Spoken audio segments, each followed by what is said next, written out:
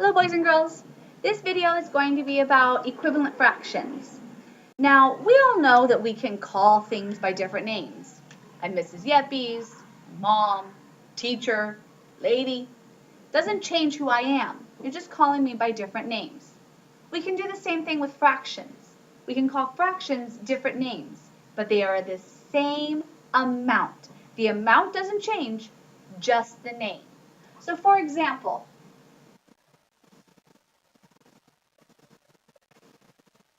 first, I have the fraction 1/3.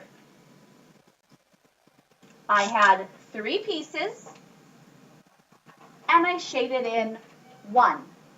But what happens if I draw a line right here? Did my amount change? I didn't change my amount at all. The purple shading did not change, but my pieces changed. I now have more pieces of a smaller size. So what do I have now? Well, now I have 1, 2, 3, 4, 5, 6 pieces, and I have 2 of them that are shaded in. That shows that the name 1/3 and the name 2/6 are the same fraction. They're the same amount. If you were to cut a pizza or a cake into 1/3 pieces, I would have the same amount if I cut it into 2/6. They are equivalent fractions. They represent the exact same amount.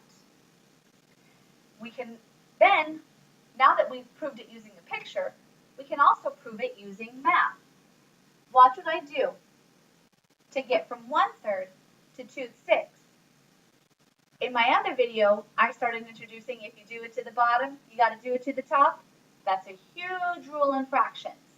Whatever you do to the bottom, you have to do to the top. Whatever you do to the top, you have to do to the bottom.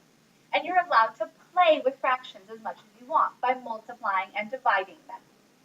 So if by drawing this line, I multiplied them by 2. I did it to the bottom and I did it to the top. 1 times 2 is 2. 3 times 2 is 6.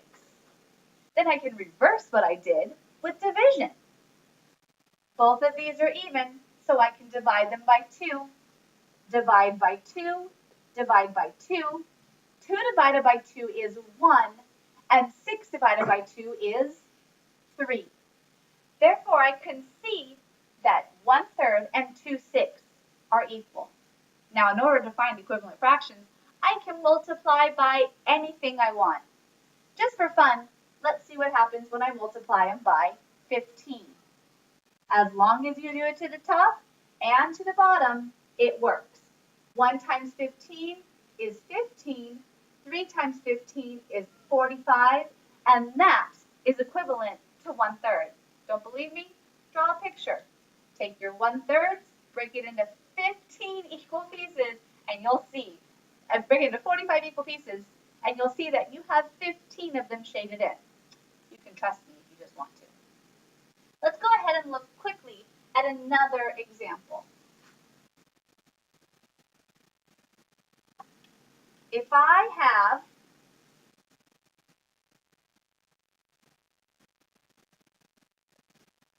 5 pieces and I shade in 2 of them, what fraction do I have? I have 2 out of 5. But if I take my pen and I break my pieces into smaller pieces, did my amount change? You can see I did not change my amount. I still have the purple that shows my amount. I did not change. All I did was break my pieces into smaller pieces. How many pieces do I have now? Well, I have 3 by 5, which is a total of 15 pieces, and 1, 2, 3, 4, 5, 6 are shaded in. Can you see how 2/5 and 6/15 are related? What did I do to my 2/5 to change it into 6/15?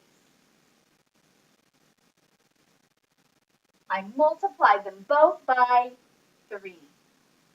2 times 3 is 6. 5 times 3 is 15. And I can see that those are equal. Now, to end the video, I'm going to show you a quick trick that we can use to check to see if fractions are equivalent. It's called the up and across. Since we already built your understanding of equivalent fractions, this is just a quick math check to make sure that your fractions really are equivalent. It's important to remember that it is up and across. It only works if you move up. For example, if I want to see if 1/3 is equivalent to 3/9, I multiply up and across. 3 times 3 gives me a 9. 1 times 9 gives me a 9. And since 9 equals 9, 1/3 does equal 3/9. Let's look what happens for one that doesn't work. I want to see if 1/3 is equivalent to 2/15. I multiply up and across. 1 times 15 is 15. I multiply up and across.